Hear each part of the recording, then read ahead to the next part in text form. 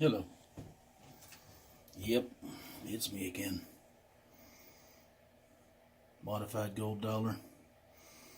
Took the stabilizer off.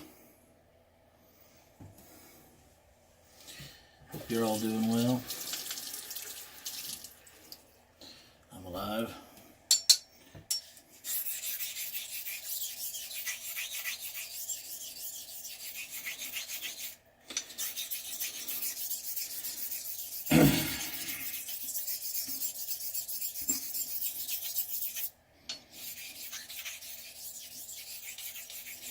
Hope everybody is having a great Sunday.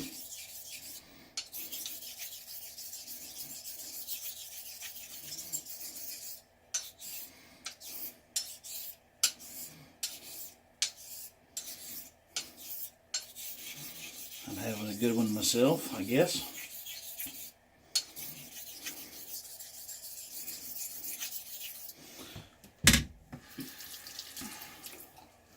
Take a quick look at the edge.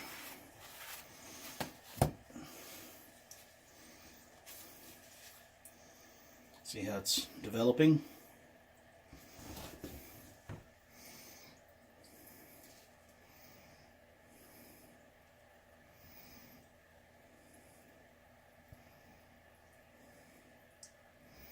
Getting this to focus is not much good.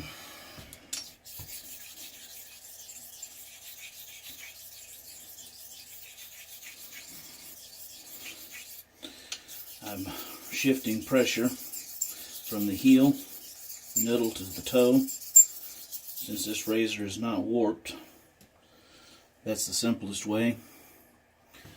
Clean the swarf off here.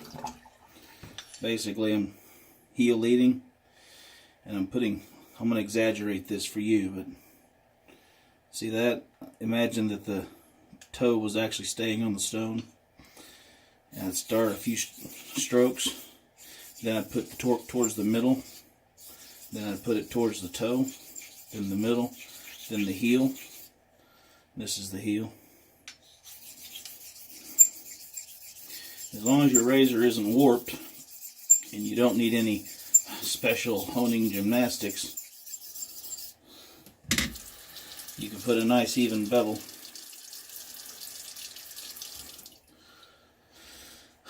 on your razor without too many issues. Check it in the light. We're getting close. This razor did not have a bevel. I did lap this 1000 grit stone with a 140 plate to make it cut coarser for a short time. How you lap your diamond plates has a lot to do about how you lap your diamond plates. How you lap your water stones has a lot to do with how they behave even after they stop. Let's say you start off and you lapped it coarse using my little 100 power eBay pocket microscope. I'm going to scope out the edge. But how you lap and how you dress a synthetic stone will directly affect how fine of a finish you can get out of it. Perhaps a little more so than a... By the way, I'm going to join this edge on the corner of this 1000. I'm going to drag it lightly to take any false positives to make sure that the apex comes in evenly heel to toe. Take off any burr or weakened steel. Some of you, this is old hat. Some of you it is not, I'm sure. I know I've put out a lot of honing videos, or just videos in general lately. This is the wet thumbnail test. lightly. Slide it along. If it skips, you've got, you know, big chips or flat spots. If it bites in roughly, you've probably got a burr pushed over, a low spot in your edge. That's one thing joining your edge on your stone, rounded corner of your stone, gets rid of. And then you can lighten up. I'm doing a variation on a straight stroke, but I'm applying torque to the heel section, middle section, heel section. Now that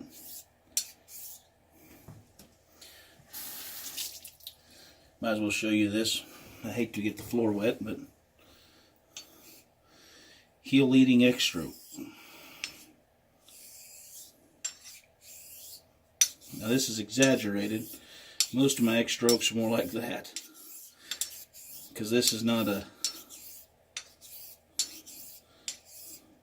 there's a straight on stroke with a little bit of torque.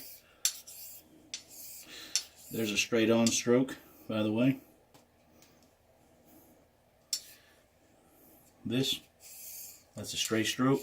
Not good for a smiling blade. An X stroke is okay for a slightly smiling blade like this one. You can do exaggerated X strokes. You can do as you wish. We're going to scope the edge and see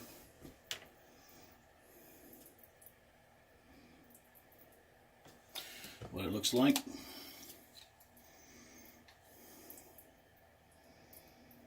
You're looking for a mostly uniform edge. 1,000 grit's pretty coarse when you think about it.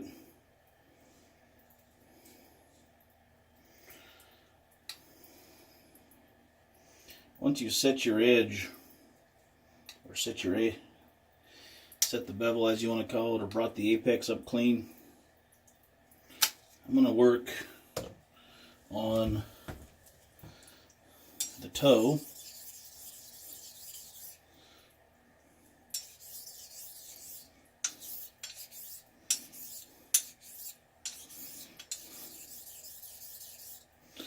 There's a slight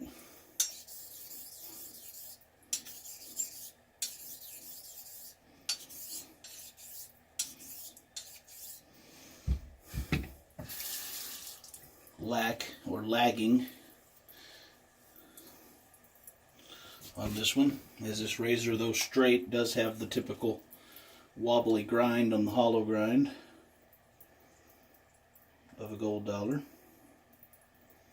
Just a very apex. I'm almost there. And eventually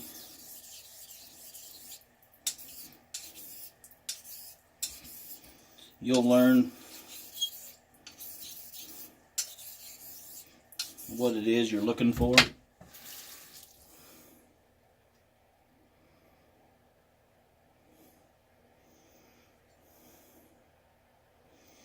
Most of the time you can see it with your bare eyes if you need to. I'm laying it down spine first.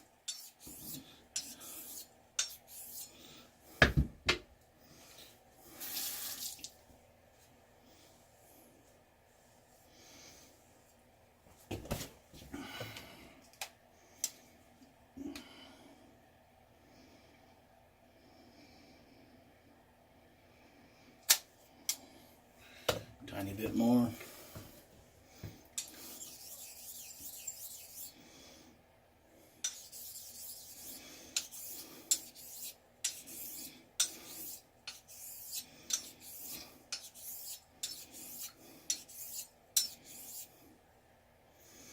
I'll mute the point a little bit on the side.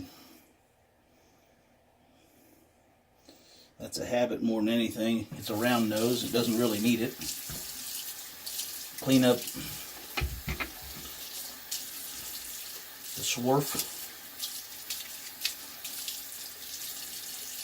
Now, since I joined the edge, I know that I've got a good hard edge now. So, I'm going to take this DMT card. Let me turn my light on. DMT card, it's a coarse. It's worn in a lot. And this stone is a Wakasa polishing stone, Japanese natural. We're going to raise quite a slurry on it, a thicker one. Not really bearing down, just going over the entire surface.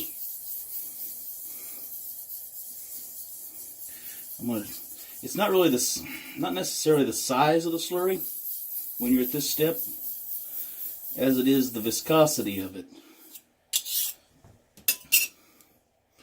See that? It's not running around everywhere. If you get it too wet and too thin, it takes it a very long time to affect your edge. If you get it dry, it'll destroy your edge, of course.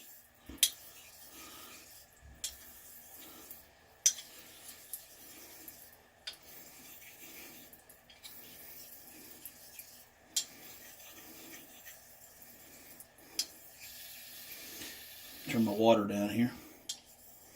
The slurry has changed color. This Wakasa is a pretty typical example of its kind. It's very smooth, but it has that proper, almost crispy feel to the slurry, but not quite. It's not a crunchy feel. It's more of a, well, it's hard to describe, but it's a fine example of its type.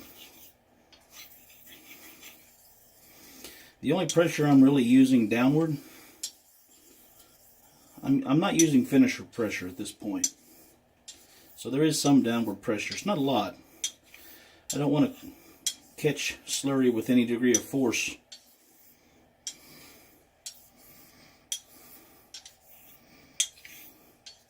Between the thin apex and the stone and damage or weaken the steel. Some people say, well, if you're honing with a diamond Nagura or a diamond plate like that, you know, that's not Japanese style. Buddy, unless you have enough money to afford everything, you're not going to do it completely Japanese style. And who's to say that all Japanese used Mikawa Nagura? They didn't. And they still don't. So if your money is tight, or you just don't feel like paying extra money for something that may or may not actually be an Asano's set, diamond plate slurry works just fine. Let's take a look at it and see what I'm doing here.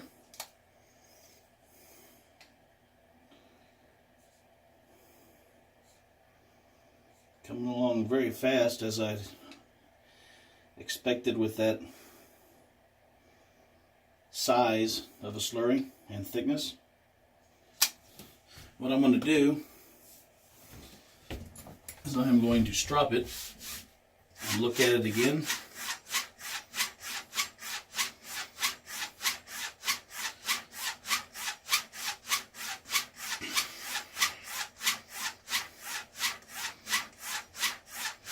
It's probably not done.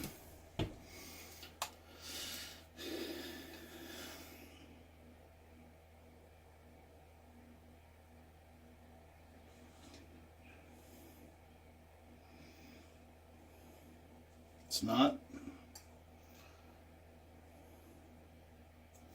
So we'll raise another slurry. Probably a smaller one. A fresh slurry. But not a wet one. Wipe off the excess water.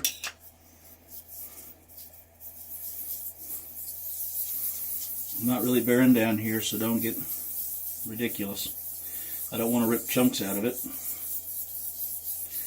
That would be bad. Looks about right. Keep your blade clean.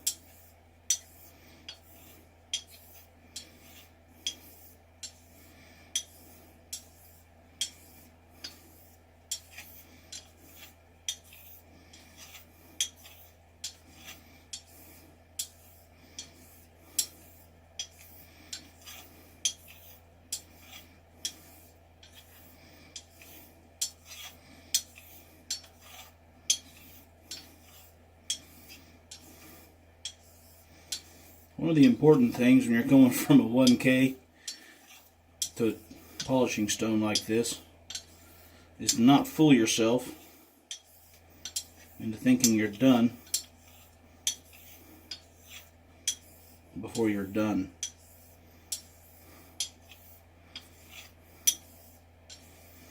Japanese natural stones do polish fast, and polishing is a form of metal removal. Unless you're burnishing, which is different. Take another look at it.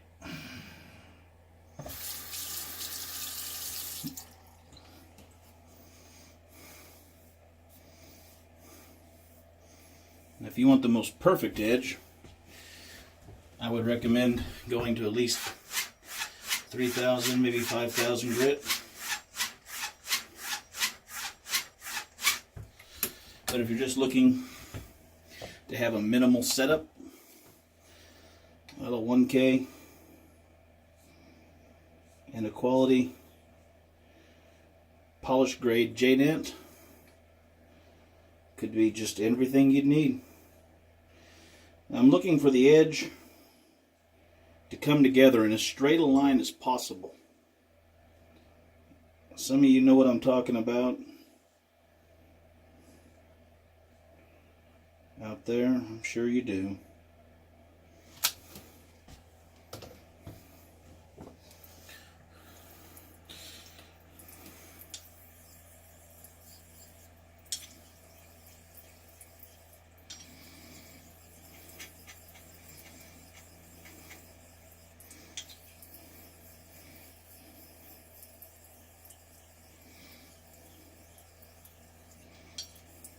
Now this slurry, the binders and whatever in it that was probably slightly clumped up when I raised it, has broken down a little bit. I'm not saying the abrasive has broken down, but the binders that make up the slurry, the filler I guess you'd call it, do break down, absorb water, and buffer the abrasives. That's the best I can tell is what's going on here. Maybe the abrasive rounds out a little bit, I don't know. And I'm just going real light right now. I don't really need anything special. I just need to lighten up and take advantage of this broken in or worn in slurry.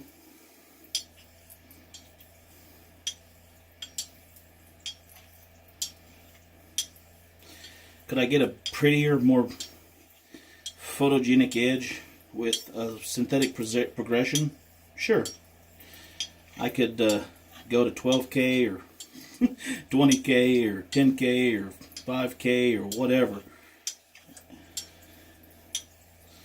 Now the slurry, I don't know if you can see it or not, but because of exposure to oxygen and the metal swarf and the slurry itself breaking down a bit, is turned yellow, and it feels exceptionally greasy almost.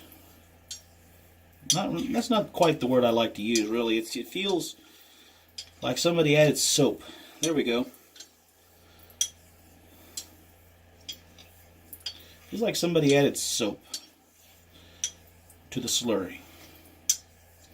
I'm going to get rid of this water, or big pocket slurry, and allow the actual stone to impact the edge a little bit. I'm finishing right now. Rinsing off a little water, or rinsing off a little slurry, thinning it down. I'm not going to go down to clear water, not on this edge. Even though if you want the most accurate edge, you could probably go down to clear water and then raise a little slurry, maybe a dime size, and let that break down too. Work it until it breaks down, then finish, and that'll give you a very fine and buffered edge. A very deburred edge, a very fine edge actually. But it's only a marginal, it's mostly a visual refinement. Now this stone, even without slurry, is very smooth. It's not soft. If you use Atoma Nagura on this stone, you're going to be working for a while. But it's also not rock hard. Pardon the pun. It is a rock. Alright. Always wash and wipe. Don't contaminate. Oh, that looks beautiful. A beautiful, I can't show you, but it looks sort of hazy and almost mirror. It's a combination. It's not quite a mirror and it's not quite hazy. It's beautiful.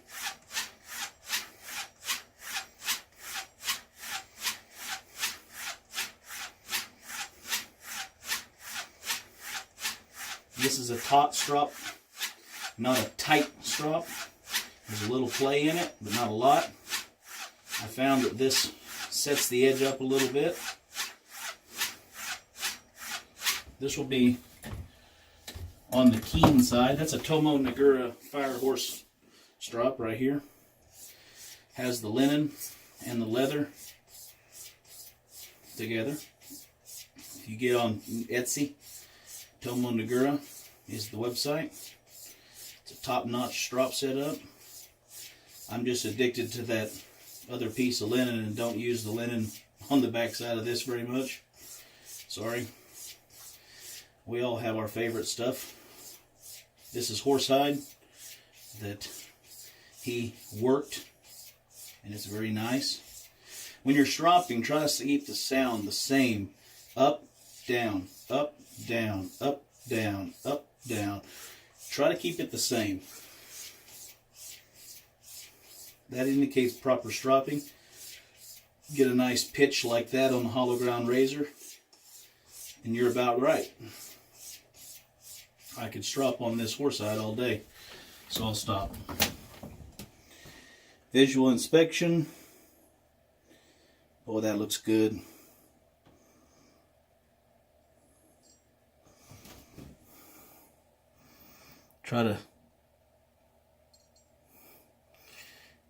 I don't have a scope that I can share.